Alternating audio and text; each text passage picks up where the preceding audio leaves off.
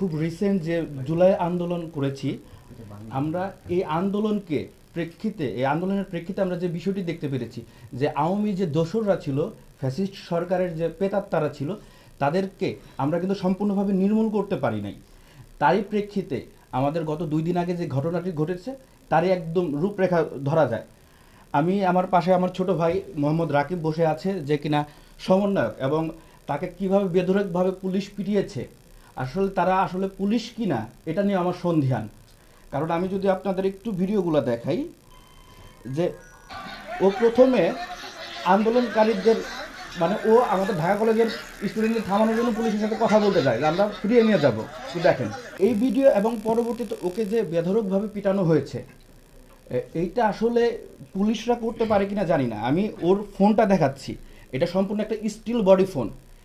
ওর পকেটে ছিল, বাড়ি দেওয়ার কারণে এরকম অবস্থা হয়ে গিয়েছে। তাহলে বুঝেন ওরা কি পরিমাণে টার্গেট করে আসলে নির্যাতনটা করেছে।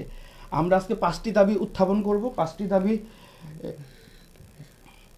দাবি সমূহের মধ্যে আমি বলছি যে, প্রথম দাবিটি, আইন শৃঙ্খলা অবনতি করে পরিকল্পিতভাবে হামলার দায়ে সংশ্লিষ্ট সকল ঊর্ধ্বতন কর্মকর্তা এবং স্পটে হামলার নেতৃত্ব দেওয়া সকলকে স্থায়ীভাবে প্রত্যাহার করতে হবে। দাবি সমূহ 2, যেহেতু প্রো ভিসি মামুনের অসৎ আচরণের কারণে এই মব সৃষ্টি হয়, যার ফলে শিক্ষার্থীরা আহত হয়, তাই প্রো ভিসিকে মামুনকে অবিলম্বে বহিষ্কার করতে হবে।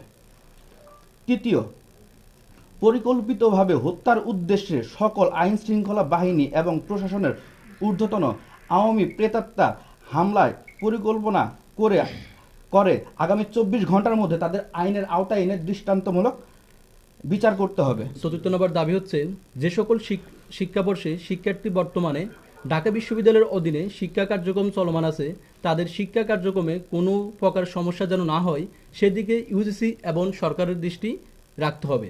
দাবি নম্বর 5, অতি দ্রুত সময়ের মধ্যে 7 কলেজের শিক্ষার্থীদের দাবি অনুযায়ী স্বতন্ত্র বিশ্ববিদ্যালয়ের কাঠামোগত রূপরেখা সরকারকে বন্দোবস্ত করতে হবে।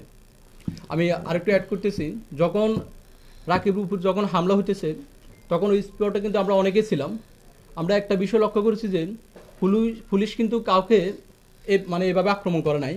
ওরা রাকিবকে যে মাত্র একা পাইছে, আপনাদের ভিডিও আমি দেবো, আপনারা দেখবেন, ওরা একা পেয়ে রাকিবকে 10-12 জন কনস্টেবল রাকিবকে ঘিরে ফেলছে।